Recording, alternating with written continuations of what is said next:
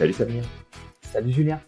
Salut à toi qui nous écoutes et bienvenue dans ce nouvel épisode de ce podcast La Systémique du Bonheur où on te partage des infos autour de la psychologie positive, de la PNL, de l'hypnose et de bien d'autres choses. Aujourd'hui Samir, on a décidé de parler d'un point spécifique de la PNL.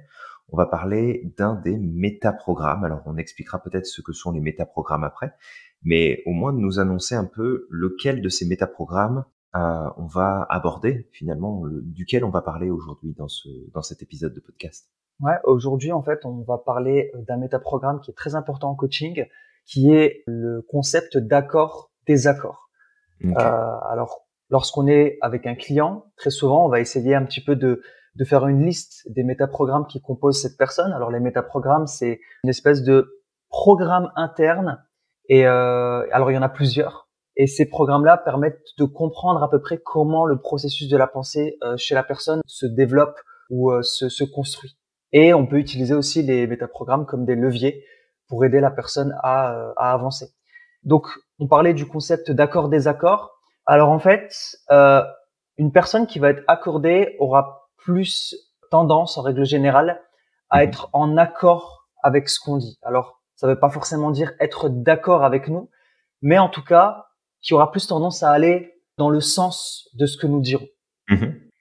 Quelqu'un qui va être en désaccord, lui, ça va être le contraire. Il va aller dans l'autre sens. Alors très souvent, on peut le voir à travers des oui mais, enfin voilà, à travers le discours que la personne va utiliser. Et en désaccord, c'est pareil. Ça ne veut pas dire que la personne n'est pas d'accord avec nous, parce qu'elle peut très bien être d'accord sur le fond, mais pas sur la forme. Tout à fait. Et du coup, en fait, le désaccordage, il y a plusieurs types de désaccordage, mais nous, aujourd'hui, on voulait parler d'un type particulier, c'est la polarité. Exact. Julien, est-ce que tu peux nous en dire plus par rapport à la polarité ? Oui, bien sûr. Alors, c'est bien effectivement de le préciser. En termes de désaccordage, il y a plusieurs éléments qu'on peut retrouver. Nous, on va se concentrer donc sur la polarité. Si on regarde la polarité, c'est le sud et le nord, c'est oui et non, c'est noir et blanc, c'est un petit peu les opposés. Et en fait, on voulait aborder dans ce podcast cette notion de polarisation parce que ça fait partie finalement des mécanismes, des profils qui peuvent être problématiques dans certaines situations et qui peuvent en fait nous bloquer. Alors, on fonctionne pas tous en polarité. C'est une possibilité de réaction et de réponse qu'on peut obtenir par rapport à une situation, un discours, une demande ou un rapport à quelqu'un. Mais cette polarité peut nous amener dans des extrêmes en fait qui sont problématiques dans une certaine mesure. C'est-à-dire que plutôt que de trouver un terrain d'entente, de trouver un équilibre, on va partir dans le oui ou le non, on va partir dans ça marchera jamais ou de toute façon il y a tout qui va fonctionner. C'est un petit peu cette pensée-là, cette façon de percevoir, de réagir qui nous pousse dans les extrêmes. Alors, ces extrêmes peuvent être intéressants parce qu'ils nous montrent peut-être aussi les limites de ce que la personne a dans son système en termes de pensée, en termes de représentation du monde, en termes de croyances. Mais ça nous pousse aussi à ne pas justement trouver ce juste milieu qui va nous permettre de trouver des réponses qui vont être adaptées. Parce que les réponses polaires ne sont pas toujours adaptées à ce qui se passe et qu'on a besoin de mesurer un peu plus, d'être moins dans une seule direction ou dans une autre et de trouver un terrain d'entente, de réussir à mettre un petit peu comme on dit de l'eau dans son vin pour rendre les choses un petit peu plus souples, un petit peu plus faciles. Et quand on est en fonctionnement polarisé, ça devient tout de suite beaucoup plus compliqué.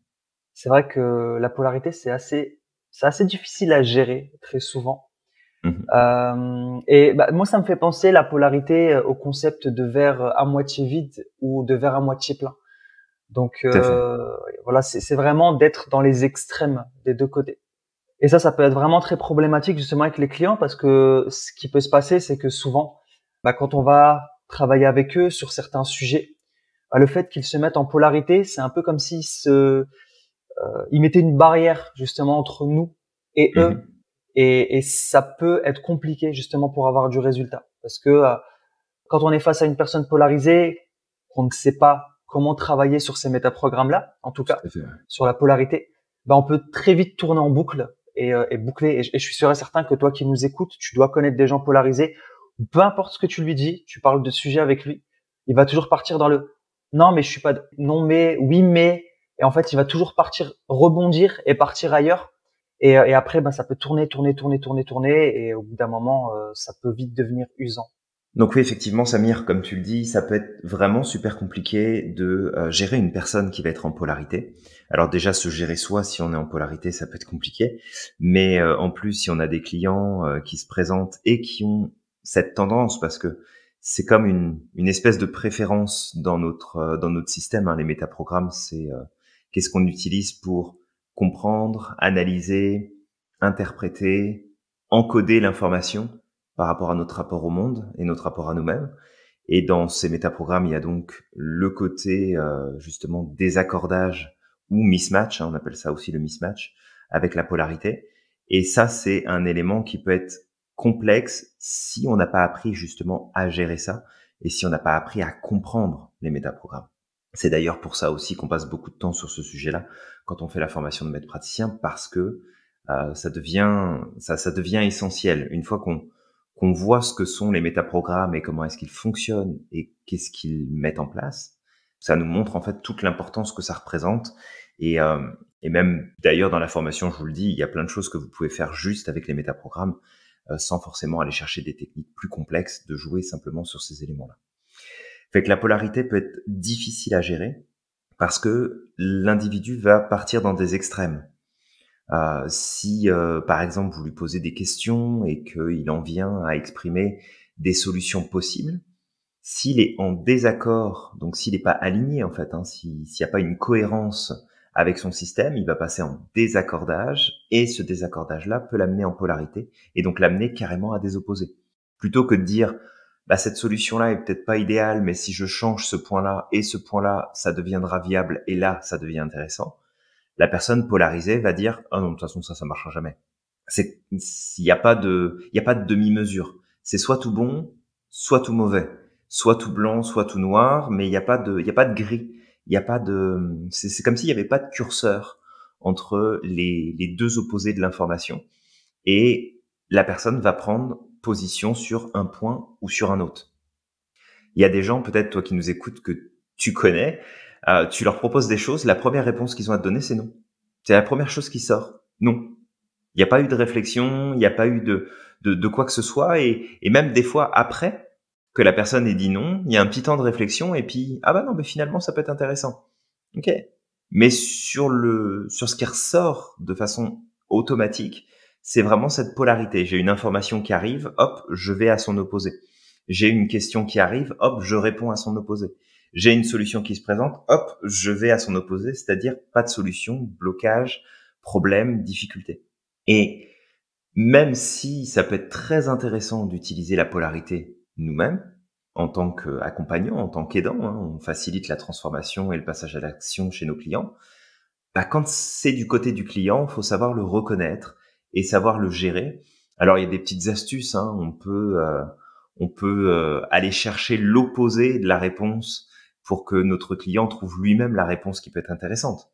Hein, c'est la personne qui aurait tout intérêt, par exemple, à passer à l'action aujourd'hui, de prendre une décision maintenant sur une situation qu'il rencontre. Et puis, bah, sachant que la personne fonctionne en polarité, on va pas lui demander est-ce que ce serait intéressant d'agir aujourd'hui par rapport à ça, parce que la polarisation va faire que bah non, nous, on sait très bien que ça serait intéressant de faire des choses aujourd'hui. On peut pas décider à la place de notre client. On peut pas lui dire bah passe à l'action maintenant parce que c'est pas notre rôle. Par contre, ce qu'on peut faire, c'est est-ce que du coup, ça serait intéressant de prendre cette décision plus tard? Et la personne va rentrer tout simplement en polarisation et va prendre l'opposé. L'opposé de plus tard, c'est maintenant. Fait que plutôt que de poser la question est-ce que tu veux le faire maintenant au risque d'avoir un non, je le ferai plus tard, on va poser la question est-ce que tu veux le faire plus tard pour potentiellement, si c'est intéressant pour notre client, c'est toujours pareil, que la personne nous réponde bah non, je vais le faire maintenant. Bah, moi, ça me fait penser à une époque clé, ou une période clé en tout cas, de notre développement, c'est l'adolescence. Et très souvent, les enfants, lorsqu'ils sont dans cette crise d'adolescence, Mmh. ils sont en tout cas polarisés. Et c'est ce qui fait que la relation avec les parents est très compliquée parce que c'est un gouffre à énergie en fait. C'est vraiment un gouffre à énergie. Peu importe ce que tu dis, ça va être mal interprété, ça va être interprété dans l'autre sens, ça va être compris dans l'autre sens, ou ça va être non parce que un adolescent a besoin peut-être de s'affirmer. Mmh. Et du coup, ça peut très facilement tourner et prendre et monter en escalade. Et Tout à c'est fait. intéressant ce que tu dis, c'est que c'est pas un mauvais métaprogramme. C'est un métaprogramme qui peut être utile, mais Complètement. surtout, ce qui est important de savoir, c'est que derrière une polarité, il y a toujours un message. Il faut pas le prendre comme la personne n'est pas d'accord, la personne a envie de m'embêter ou quoi que ce soit. C'est juste que derrière cette polarité, il y a quelque chose qui se cache. Et parfois, le fait juste d'aller creuser, Mmh. on peut comprendre. Et ça m'arrive d'être avec des gens qui sont en polarité. Et au début, ben, lorsque je savais pas, ça me pompait mon énergie à une puissance. Enfin voilà, c'est très très rapide. Après, tu sais, j'ai Mmh. des céphalées. Enfin, voilà, j'ai des céphalées. Je suis complètement vidé. OK. Mais après, en fait, ce que j'avais tendance à faire, c'est ok, la personne est en polarité. Je vais lui poser des questions. Je vais essayer de savoir un petit peu comment ça se passe dans sa réflexion. Et je me rends compte qu'en réalité, on est tout à fait ok sur ce qui est en train de Mmh. se passer. Mais par contre, qu'effectivement, dans la forme, dans la manière dont c'est dit, dans la manière dont les choses sont amenées, bah peut-être que la personne n'est pas d'accord sur des petits points.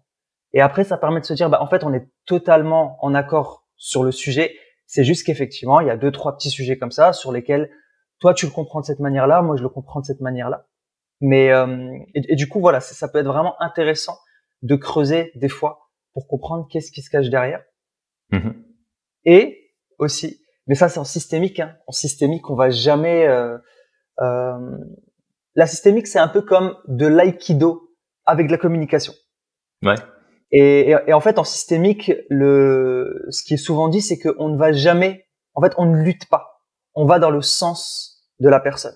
Et quand tu as une personne, par exemple, qui vient et qui te dit ouais, mais moi, enfin voilà, ma vie c'est de la merde, j'ai pas de chance, il y a personne qui est pire que moi, etc. Bah le fait d'aller dans son sens, oh non mais t'as tout à fait raison, franchement. Moi je connais des gens, tu sais, il y a des gens qui n'ont rien à manger, qui vivent sous les ponts, mais ils sont pas pires que toi en vrai. Hein. Ils sont beaucoup plus heureux que toi. Bah en fait Mmh. la personne va, enfin, la personne peut entrer en polarité et dire non mais qu'est-ce que t'es en train de me raconter là, tu racontes des conneries. Et ça peut être vraiment une technique à utiliser en communication pour influencer la personne justement à faire plus rapidement le cheminement dans sa pensée et à sortir d'une situation problématique. Exact.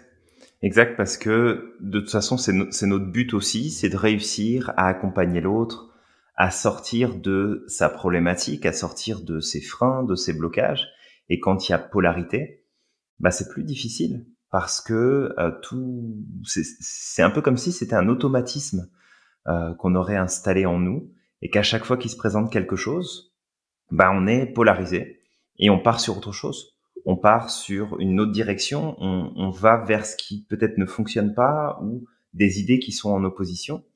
Mais encore une fois, comme tu l'as dit, hein, ce désaccordage de cette polarisation ne signifie pas qu'on n'est pas d'accord avec le sujet. Parfois, c'est simplement la forme, c'est les moyens d'accéder à l'information, c'est les solutions elles-mêmes qui sont proposées, pas le fait de pouvoir trouver une solution. Mais c'est le chemin qui est proposé qui ne convient pas et que bah, la réponse choisie, en tout cas dans la liste de ce qu'on peut faire en termes de désaccordage, de mismatch, bah, c'est parfois la polarité qui ressort. Et ça peut jouer énormément, hein, comme tu l'as dit en exemple avec les ados, mais chez les enfants aussi, tu as une période comme ça. Chez les enfants Oui. plutôt en bas âge, mais tu as des périodes où ça va être du non. Non, il va y avoir un test des limites, et c'est aussi une polarisation. Donc la polarisation, elle fait partie de nous. On porte tous en nous ces métaprogrammes-là, on les a tous. Il y en a qu'on va utiliser plus souvent que d'autres. Il y en a qu'on va mettre en avant de façon spécifique dans certaines situations. Et nous, notre travail, bah, c'est d'apprendre à reconnaître un petit peu ces métaprogrammes et de comprendre bah, que si une personne est en polarité ou en désaccord de manière générale, ça n'est pas forcément parce que le sujet ne convient pas ou le résultat visé ne convient pas, ça peut être tout simplement le chemin qui est proposé.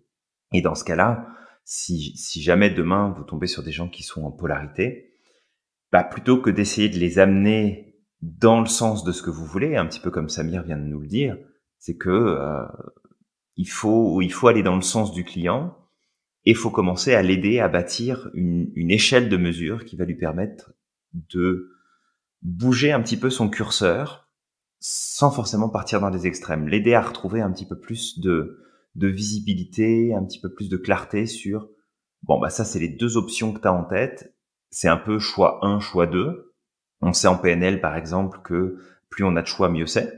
On en avait déjà parlé, il me semble, durant un podcast précédent sur justement les présupposés de la PNL. Donc, avoir juste deux choix, c'est de la polarité, c'est de la polarisation. J'ai choix 1, choix 2, puis j'ai rien d'autre entre les deux. Fait que si je prends un, je prends pas l'autre, et si je prends l'autre, je prends pas le premier, et si le premier est pas bon, peut-être que c'était le deuxième. Alors qu'en fait, il y a peut-être plein de choix alternatifs, il y a peut-être plein de possibilités entre les deux, et du coup, aider notre client à sortir de la polarisation, ou t'aider toi qui nous écoutes, tu sais, au quotidien à te sortir tout seul de la polarisation quand tu as l'impression d'être pris dedans, c'est de s'accorder plus d'options, plus de possibilités, d'envisager les choses avec moins de globalité, je dirais. Être un petit peu plus dans le détail pour pouvoir changer des modalités dans le discours ou dans la pensée. C'est drôle ce que tu disais parce que ça m'a rappelé l'exemple d'un ami.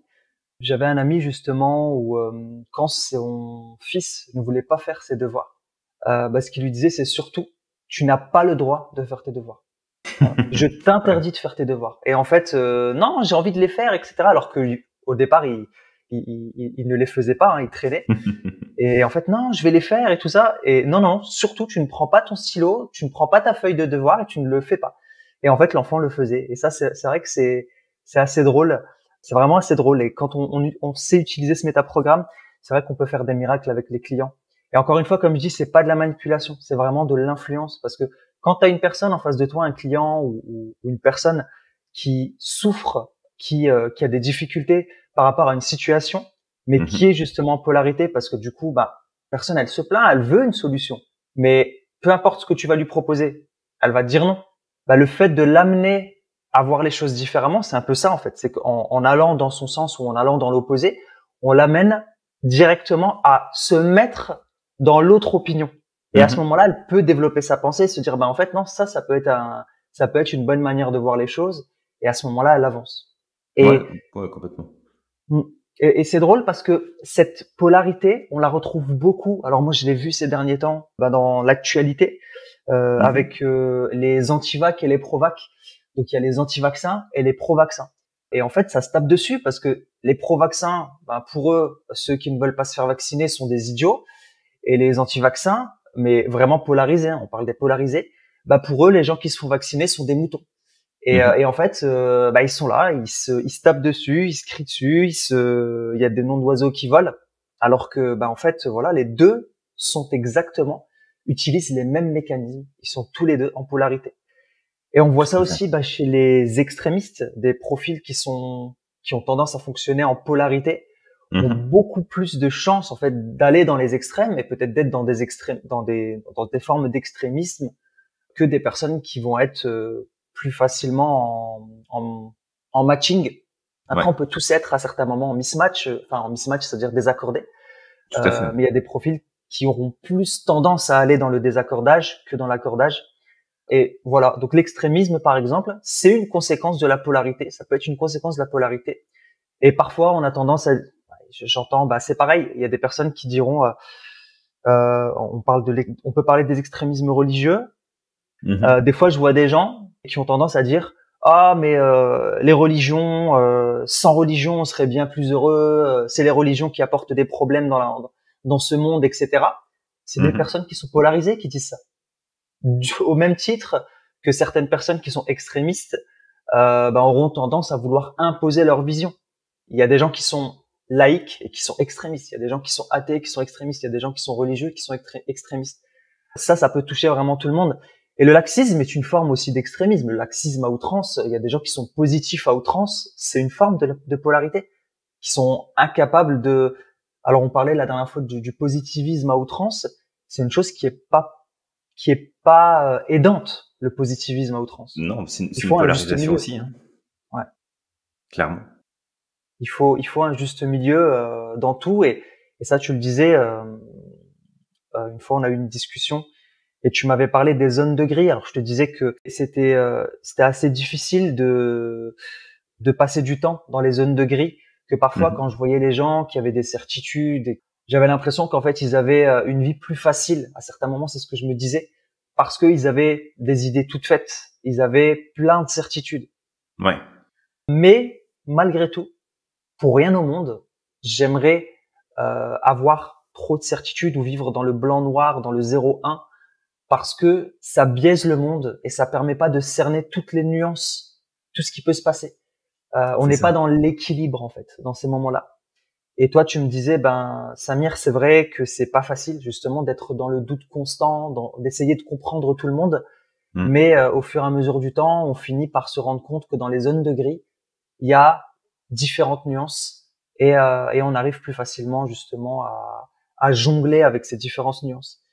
Et voilà, moi je suis un adepte de la voie du milieu, parce que j'estime que la sagesse c'est justement cette voie du milieu, avoir la capacité de comprendre les gens, même s'ils sont polarisés en 0, 1, d'avoir cette capacité à comprendre les autres. Alors une fois on en parlait avec un présupposé de la PNL, on en avait parlé, qui était que l'homme n'était pas son comportement, et que tu expliquais que certaines personnes qui pouvaient arriver aux pires atrocités, si on creusait un petit peu, en fait, on pouvait se rendre compte que c'est pas leur identité qu'ils vont faire ces atrocités-là, mais c'est peut-être tout un cheminement, c'est peut-être toute une carte du monde qui a été construite, qui a fait qu'à un moment ou l'autre, la personne en est arrivée là.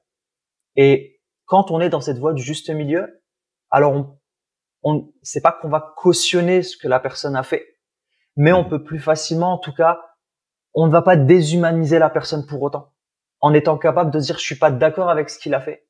Mais par contre, effectivement, cette personne-là, ce qui l'a mené à faire ça, c'est tout un processus, c'est tout un cheminement, c'est toute une carte du monde, et quelque part, on va lui redonner une place à cette personne en tant qu'être humain, et on peut se rendre compte qu'en fait cette personne, elle peut évoluer. Il y a des personnes qui vont par exemple, en tant que polarisées, qui vont penser qu'une personne qui va en prison est une personne mauvaise. Et pourtant, il y a des gens qui sortent de prison et qui, si on prend l'exemple de Malcolm X est passé par la case prison. Si on prend l'exemple de Nelson Mandela est passé par la case prison. Et ça n'a pas empêché que ces personnes-là ont été capables d'apporter de la lumière à l'humanité une fois qu'ils sont sortis de prison. Complètement. Gandhi aussi, il me semble. Gandhi a fait de la prison. Ouais, aussi, ouais. Non, mais c'est certain, et tout ça, c'est des excellents exemples, et c'est vraiment ça ici, bien comprendre que la polarisation fait partie de nous. Il y a certains profils qui vont l'utiliser plus souvent que d'autres, et d'ailleurs, j'en rigole toujours un petit peu pendant les formations, parce que c'est pas rare qu'on ait des profils polarisés qui suivent la formation, et c'est assez amusant parce que c'est un des alors il y a ça, il y a les commentaires aussi, il y a plein de choses, mais c'est une des choses qui se repère assez facilement en termes de mismatching, et cette polarisation, elle a rien de mauvais en soi. C'est vraiment le fait d'avoir notre système qui nous embarque dans un extrême ou dans un autre pour pouvoir créer un système écologique finalement, que la logique qui est en place puisse être maintenue et que ça puisse garder sa place, garder sa forme actuelle, qu'il y ait une cohérence qui se maintienne. Et nous, c'est ça qu'il faut comprendre, c'est que notre travail, c'est de sortir la personne qui vient nous consulter de la cohérence dans laquelle elle est en train d'évoluer et d'avancer, parce que c'est cette cohérence-là qui est à l'origine de ses blocages et de ce qui l'empêche de pouvoir avancer.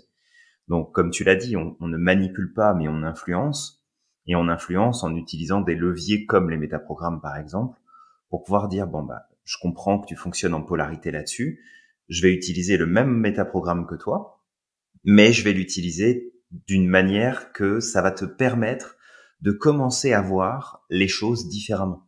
Et c'est vraiment ça le but de savoir reconnaître c'est quoi les métaprogrammes, c'est pour pouvoir les utiliser à l'avantage de notre client. C'est pas à notre avantage à nous, même si ça peut être utilisé comme n'importe quel outil de la mauvaise façon, mais c'est pour faire quelque chose de positif. C'est pour améliorer de la communication, c'est pour améliorer des relations, c'est pour trouver plus d'équilibre, c'est pour pouvoir se mettre dans une optique différente avec plus d'options possibles. Et ça va être aussi de pouvoir sortir du piège des opposés. Parce que, ah ouais, mais j'aimerais bien réaliser telle chose, mais je peux pas le faire aujourd'hui. C'est une pensée en polarité, ça. Tu veux faire un truc et tu te dis que tu peux pas le faire.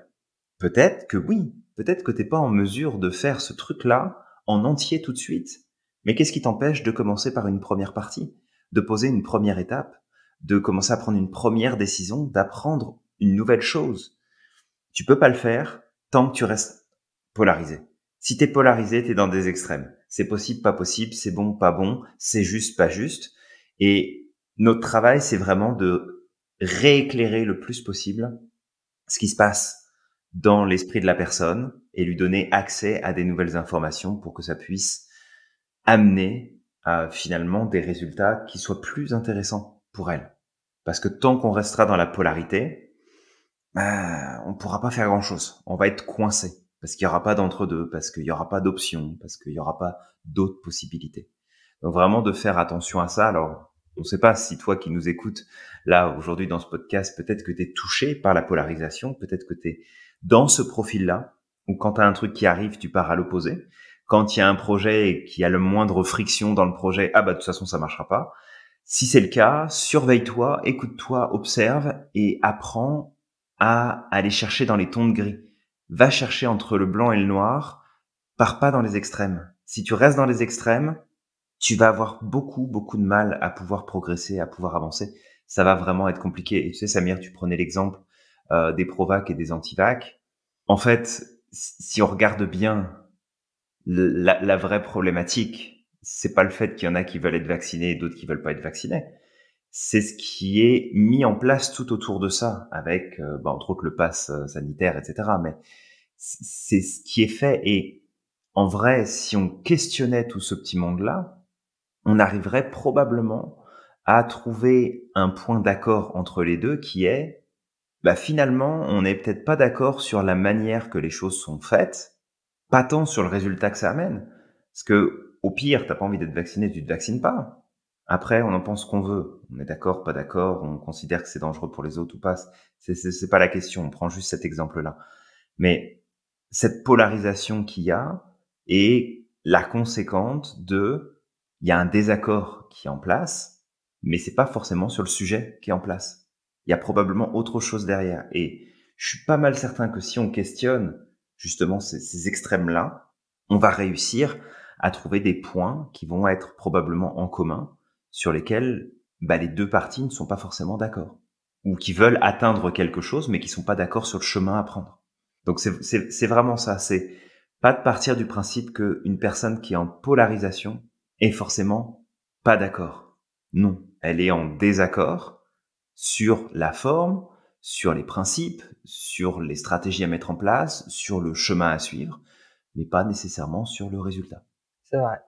Et il y avait un autre truc qui popait justement dans ma tête, c'est que justement quand on est face à quelqu'un qui est désaccordé et qu'on est nous-mêmes désaccordés, on prend l'exemple des pro-vax anti-vax, quelqu'un qui est pro-vax, quelqu'un qui est anti-vax vont discuter ensemble, très souvent en fait, en cherchant à imposer sa vision du monde à travers son prisme, on va pousser les deux extrêmes dans leur retranchement. Ils vont vraiment continuer de plus en plus à se polariser. Et c'est pas ça qui va créer un dialogue, c'est pas ça qui va créer quelque chose de nouveau. Donc c'est pour ça que c'est vraiment important ok, je suis face à quelqu'un qui est polarisé, je vais me mettre pas en accord avec lui, mais je vais au moins essayer de le questionner. Ok, je te questionne, qu'est-ce qui fait qu'est-ce qui t'amène à ça, etc. Et puis au fur et à mesure du temps, une fois qu'on a tous les éléments, parce que faut savoir que très souvent on simplifie beaucoup les choses. Après, c'est un mécanisme du cerveau, la simplification. Le monde est tellement complexe que le cerveau a besoin de créer de la cohérence, et pour créer de la cohérence, il va simplifier au maximum ce qui est en train de se passer. Et souvent, cette simplification aussi va aussi créer des croyances, elle va créer des choses au fur et à mesure du temps qu'on va chercher à confirmer. Donc, il faut toujours garder à l'esprit que les choses sont beaucoup plus complexes et que c'est important d'aller creuser un peu plus en profondeur pour aller voir ce qui se cache derrière. Et une fois qu'on sait, on peut amener la personne à ok, sur ce point-là, sur ce point-là, sur ce point-là, je comprends que il y a ça, il y a ça, il y a ça, il y a ça. On peut y répondre et puis au fur et à mesure du temps trouver justement ce petit terrain d'accord qui est au milieu et aider la personne à avancer. Mais je pensais aussi à un autre truc qui popait, c'est que j'avais aussi un ami une fois qui avec un de ses patrons n'arrivait pas à se faire augmenter. Ça faisait des années qu'il travaillait dans cette boîte et il se faisait il se rendait compte que malgré tout ce qu'il faisait, on l'augmentait pas. Et puis il a demandé un rendez-vous avec son patron et son patron lui disait non, je t'augmente pas. Et cette personne, elle a utilisé justement, ok, t'es en polarité, il y a pas de souci, je vais rentrer dans ton jeu. Et il a commencé à dire à son chef, non mais en fait, t'as tout à fait raison, faut pas m'augmenter. Tu sais, il fut un temps, les gens ils travaillaient pour 3 fois rien et ils recevaient des coups de fouet. Et en fait, moi je pense que en fait, ce que tu devrais faire, ce serait de mettre des coups de fouet tous les matins. Et en fait, il est rentré comme ça dans son jeu. Et en fait, il a créé une rupture de pattern chez son patron. Et puis en fait, le patron s'est rendu compte de son incohérence au bout d'un moment et finalement l'a augmenté.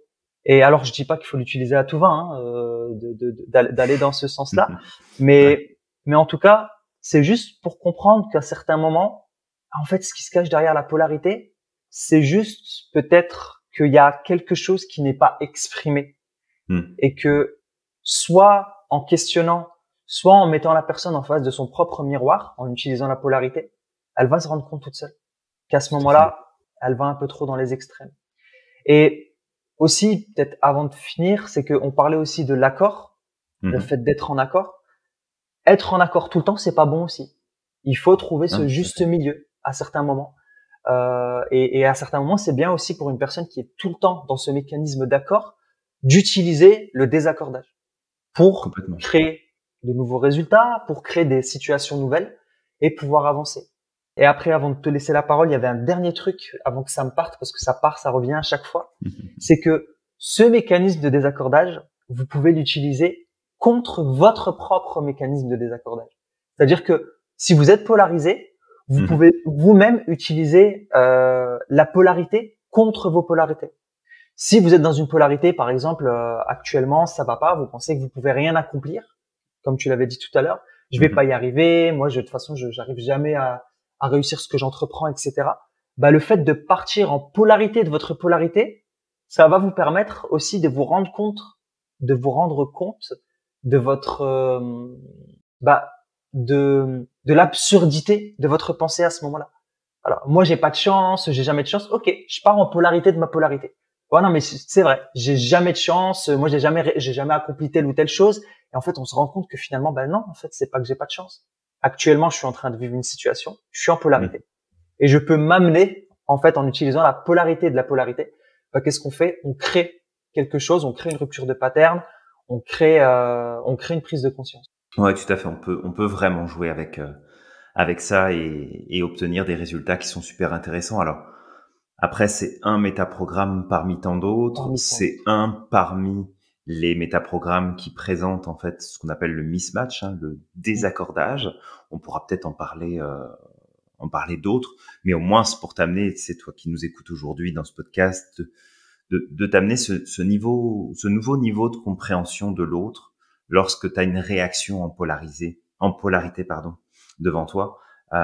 C'est pas forcément que la personne n'est pas d'accord avec toi, c'est pas forcément que ça pose problème, mais on peut aider les gens à avoir plus de clarté, on peut aider l'autre à trouver un juste milieu dans sa pensée et dans ses actions en prenant en compte ce genre de critères qui sont donc là ici la polarisation, parce que c'est un raccourci du cerveau, c'est une façon de maintenir un espèce d'équilibre dans le système, c'est une façon aussi de prendre position par rapport à l'information et de juste garder en tête que quand on est polarisé, c'est parce qu'on manque d'informations aussi. Si j'ai toutes les informations sur un sujet, et là je parle pas de c'est vrai ou c'est pas vrai, parce que on peut avoir des informations sur un sujet et dire non, regarde, là, ce que tu es en train de dire c'est pas vrai parce que, mais on n'est pas dans cette configuration là. C'est juste que par manque d'informations et par rapport émotionnel à l'information, à la situation, à l'objectif qu'on doit atteindre, à la problématique qu'on rencontre, peu importe ce que c'est, notre cerveau peut nous amener à prendre le chemin de la polarisation parce que c'est plus rapide, parce que c'est plus simple. Nous, notre but, c'est d'apporter un complément d'information, c'est de faire réfléchir différemment, c'est d'amener plus de perspectives pour se rendre compte qu'en fait, on peut sortir de cette polarité qui est bloquante la plupart du temps. Elle peut être aidante, comme les croyances. Je peux être dans une polarisation très positive en disant de toute façon, quoi qu'il arrive, ça va fonctionner. Ok, t'es dans cet extrême-là que quoi qu'il arrive, ça va fonctionner. Écoute, si ça t'aide, si ça fonctionne pour toi, si tu te mets en désaccord de toutes les situations qui te montrent autour de toi que potentiellement ça ne peut pas marcher, mais qu'au fond de toi c'est non, mais de toute façon peu importe ce qui se passe, ça va fonctionner. C'est aidant comme système. Alors après, il y a une limite à tout, mais ça peut être aidant. Maintenant, si c'est complètement l'inverse, c'est de toute façon j'aimerais bien faire ça, mais quoi que je fasse, ça ne marchera jamais. Là, ça vaut le coup de démonter la polarisation et d'amener à plus de clarté en allant chercher plus de détails, en mettant plus d'informations, en se re-questionnant un peu plus. Et d'ailleurs, peut-être de terminer là-dessus, mais un moyen de mettre fin à cette polarisation par nous-mêmes, c'est de nous poser la question, est-ce que je peux être à 100% sûr de ce que j'affirme ? Est-ce que je peux être à 100% sûr de ce que j'affirme ? Et là, le but, c'est de pas laisser notre système nous embarquer en disant « Ouais, non, c'est sûr, c'est ça, il n'y a pas autre chose ». C'est de commencer à douter soi-même pour mettre à jour peut-être d'autres possibilités, d'autres informations, d'autres stratégies auxquelles on n'aurait pas pensé au départ et qui vont faire que, d'un seul coup, je peux quitter la polarisation et trouver des stratégies, trouver des idées, trouver des solutions qui seraient innovantes ou peut-être tout simplement un petit peu farfelu ou des choses auxquelles on n'aurait jamais pensé parce que ça faisait pas de sens sur le moment et qu'on se rende compte qu'en fait, si, il y a des solutions. Si, j'ai moyen de pouvoir y arriver. Ok, je peux m'y prendre comme ça, j'y avais jamais pensé. Et vraiment de sortir de cette polarisation, encore une fois, qui ne l'est pas systématiquement, mais qui peut être sclérosante parfois. Toi qui nous écoutes, je t'invite du coup à commencer à t'observer à partir d'aujourd'hui, à partir du jour où tu vas écouter ce podcast et voir en fait justement si à certains moments tu rentres dans ce mécanisme de polarité. La base de toute manière pour pouvoir changer et avancer, c'est déjà de connaître, c'est la connaissance. Et à partir du moment où maintenant tu vas savoir ce que c'est, tu vas savoir que ça existe, tu vas avoir cette capacité de le remarquer quand tu vas entrer en polarité. Et à partir du moment où tu remarques que tu es en polarité ou pas, d'essayer de mettre en place ces stratégies, comme cette question que tu viens de poser, Julien, qui est très très puissante effectivement. Est-ce que je peux être à 100% sûr que j'ai raison et puis voilà d'avancer et puis de ne plus tomber en tout cas dans les travers de la polarité. Complètement. Alors toi qui nous écoutes aujourd'hui, si cet épisode t'a plu, si t'as appris des nouvelles choses, si ça t'a fait réfléchir, et si bien sûr t'as envie encore d'apprendre des nouvelles choses, t'as envie d'aller plus loin dans ce domaine, on t'invite à liker, à partager, à commenter, et puis tout simplement poser des questions en dessous de cet épisode de podcast. Alors peu importe où est-ce que tu l'écoutes, que ce soit sur YouTube, sur iTunes, sur Spotify, sur directement le site où on le publie, enfin peu importe, mets un commentaire, laisse-nous savoir ce que t'en penses, ce que t'as appris, partage autour de toi et puis on va te retrouver très bientôt pour un nouvel épisode. Et j'aimerais te dire de croire au maximum en ton potentiel. Exact, n'oublie pas que tu es magique et on se dit à la prochaine.